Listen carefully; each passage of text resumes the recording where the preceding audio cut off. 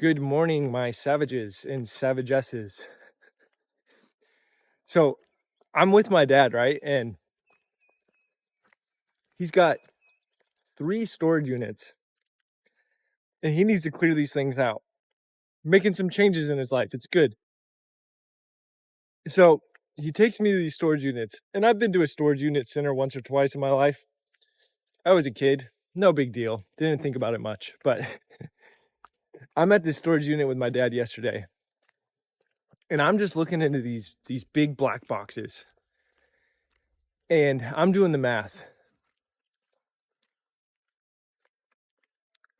He's got 3 units.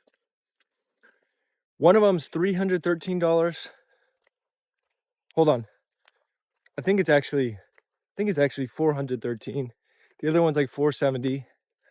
And then the big kahuni that he has is about $700. So maybe it was $300 each, but it doesn't matter. So he's paying, let's say, roughly $1,200 a month on storage units, right? Well, I asked him, I'm like, how much have you been actually using them? He's like, sometimes I come in and drop some stuff off or pick something up. I'm like, okay, interesting. But there are 2 units in particular that we looked at. He has not touched in probably 6 years, probably. And then he's got another big one that's got a lot of space in it, but there's so much crap that it's like you have to organize everything. And so, no fault to my dad. There's no disrespect here. This is really just an understanding of the human consciousness with what are these things called storage units? Well, one, they're a really great business because they feed on a lot of things. I think fear of missing out is a big one. Like the feeling of I bought this thing and then I got rid of it and now I have to buy it again. So like losing money, losing an investment, it's really just loss. It's grief.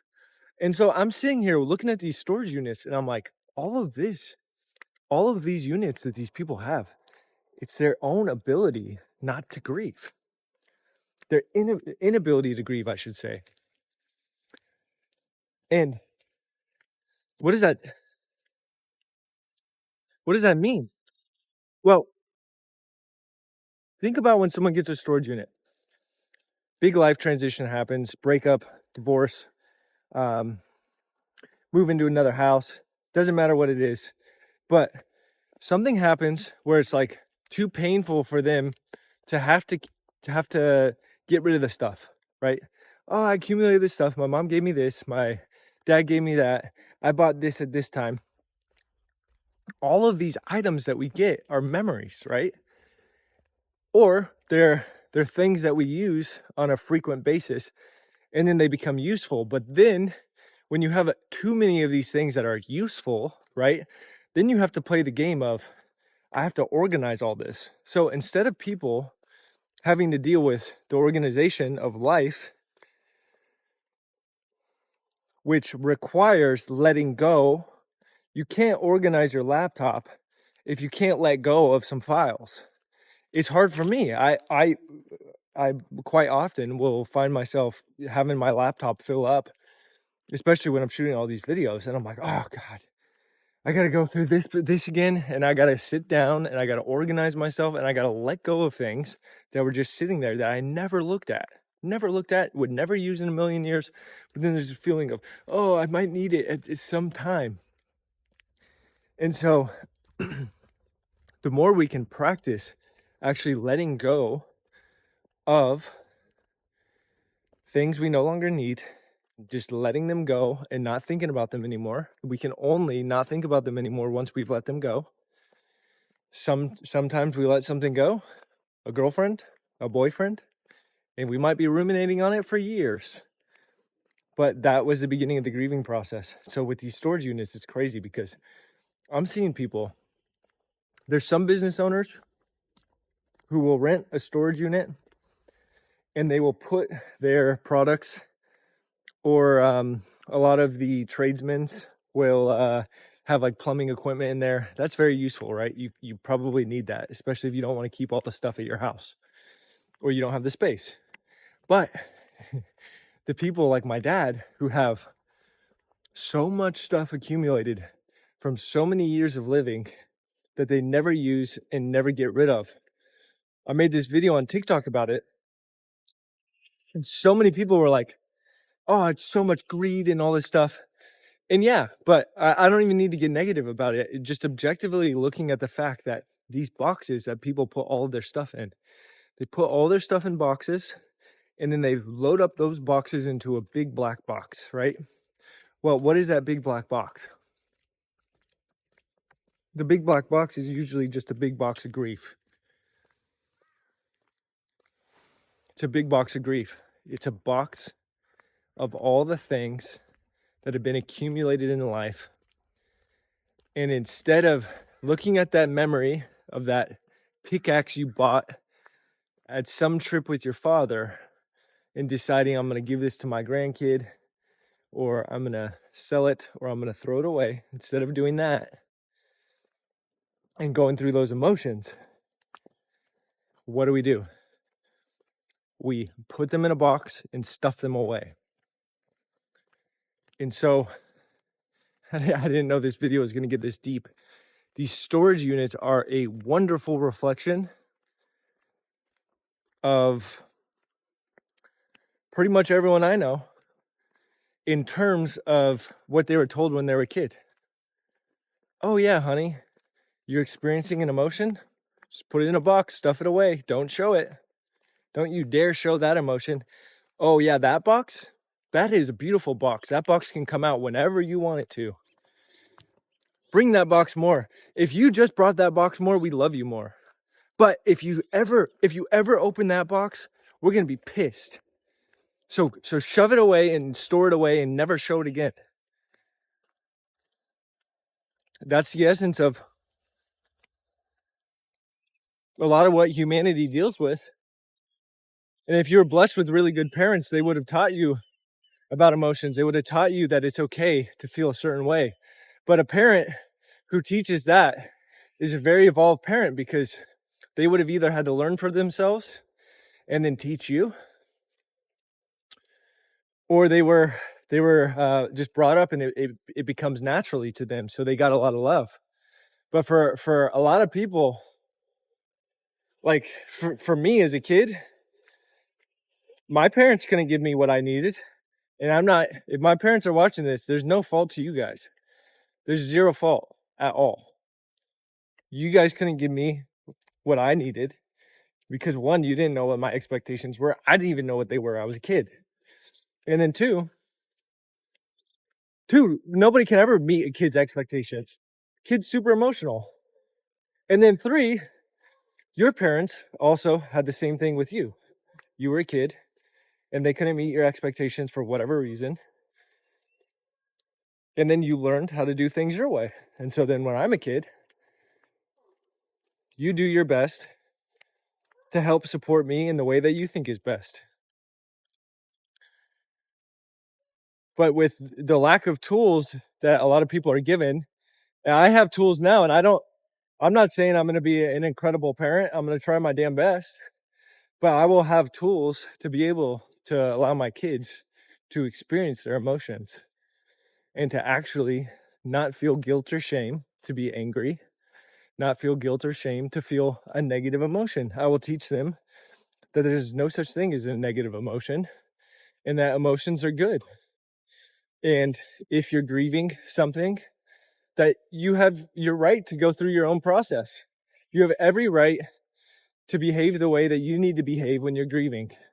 As long as you're not hurting me, as long as you respect my boundaries, when you step in my lane, when you're going through your grieving process, it's great.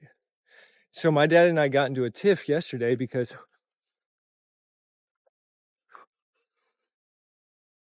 I could very objectively see, because I have no emotion in these storage units, I could very objectively see we just got to move a couple of these things around in this way and we'll actually save time. And he was thinking very emotionally, and he was angry because he didn't want to do all this stuff. So he just flipped out and he couldn't see my plan because for him, my plan required going back a couple steps so we could save hours. And that meant just moving the things that we already just pulled out, which we were going to have to do anyway, back into the garage. And he flipped out.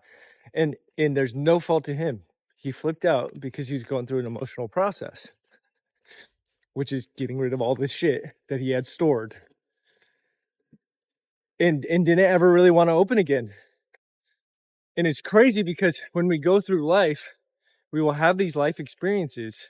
Nobody is going to get out alive. We're all going to die.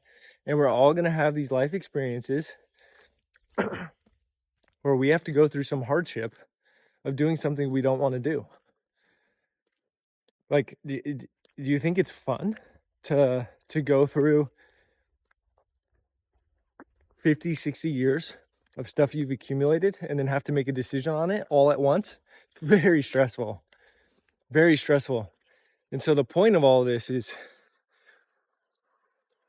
don't allow yourself to hold those boxes in. Don't go stuff them away somewhere.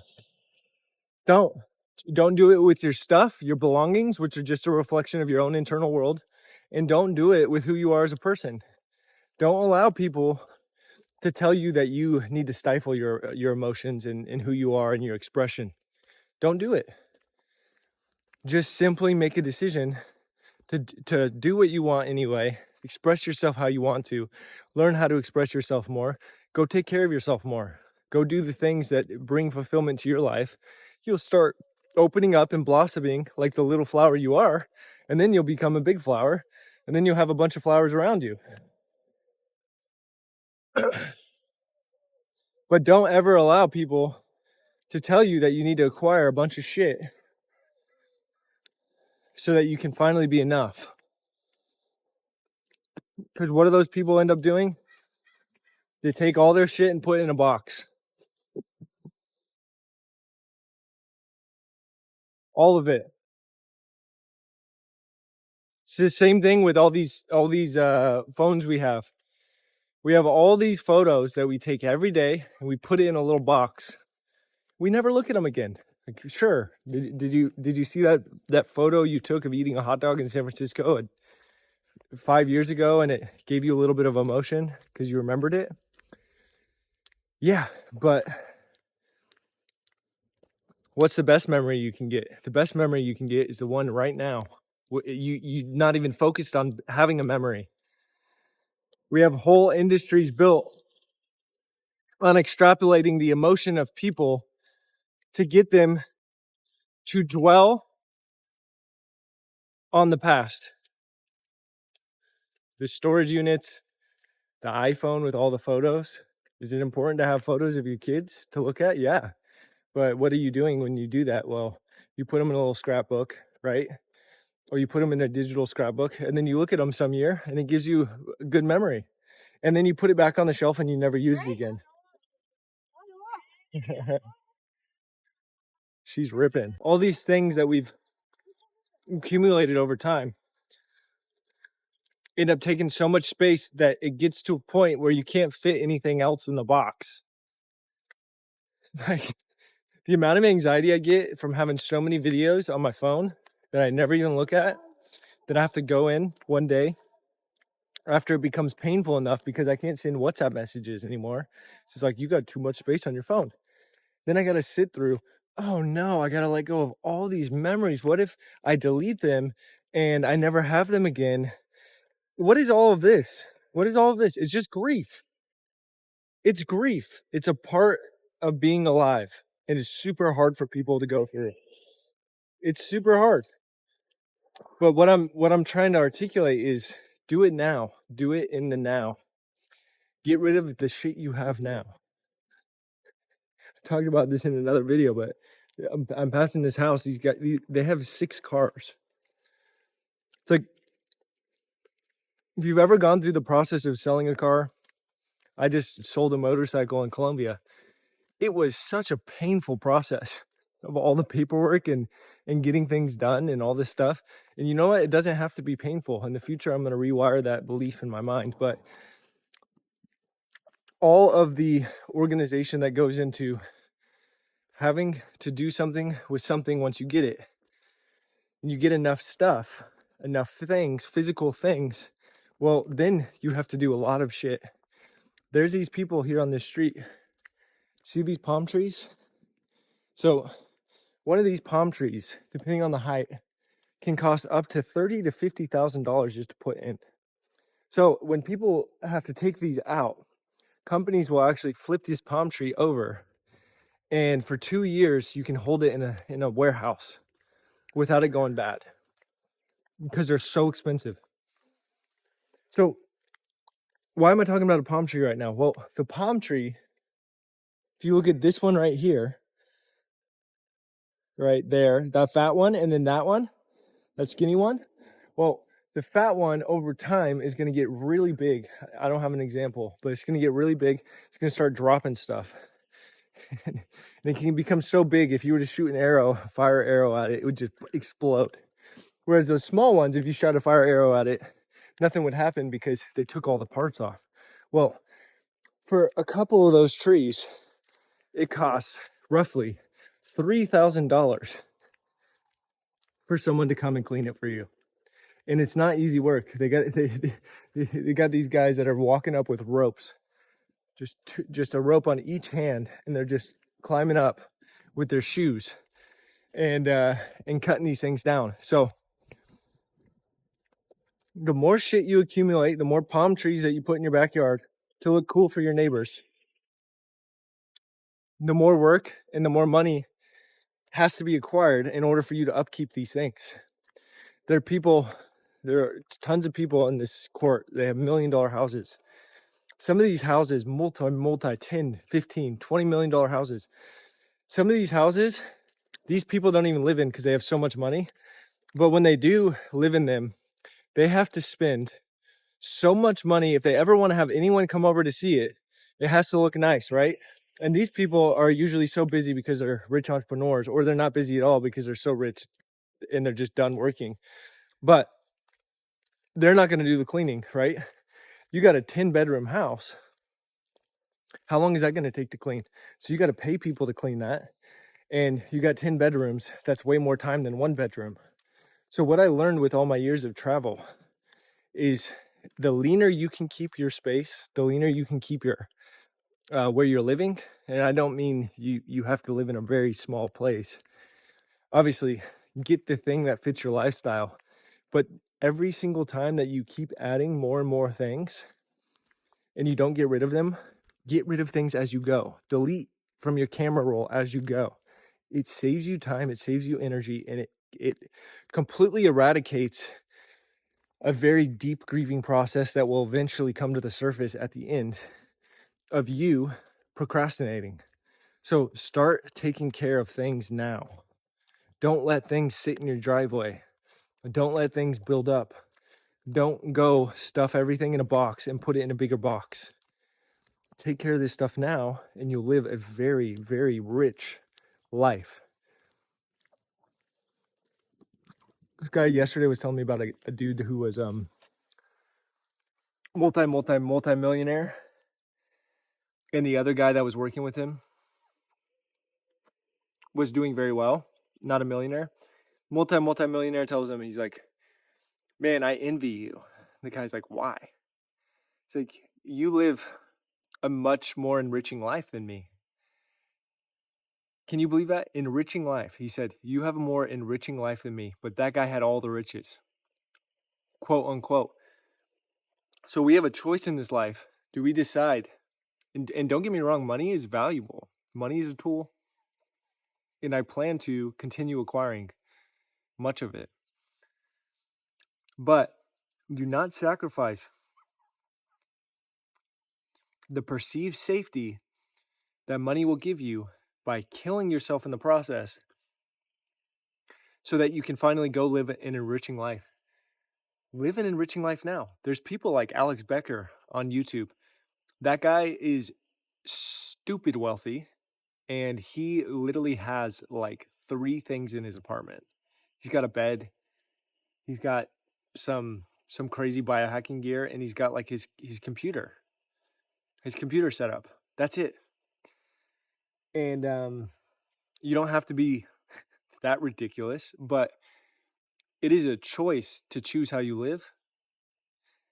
You do not have to subscribe to any of this. You don't have to subscribe to the mortgage account, the mortgage banking, the credit cards, all of that stuff. You don't have to do that. If you go to other countries, people don't even use credit cards. Go hang out with the Albanians. They only use cash.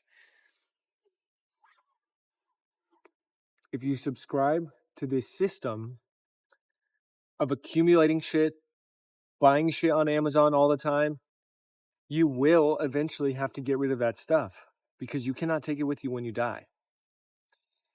And so don't allow this stuff to burden you just because you're filling a little hole inside yourself every time you buy something new because you think it'll bring you more joy. Well, you can actually generate all that joy yourself without ever having to buy anything. That is the hardest thing.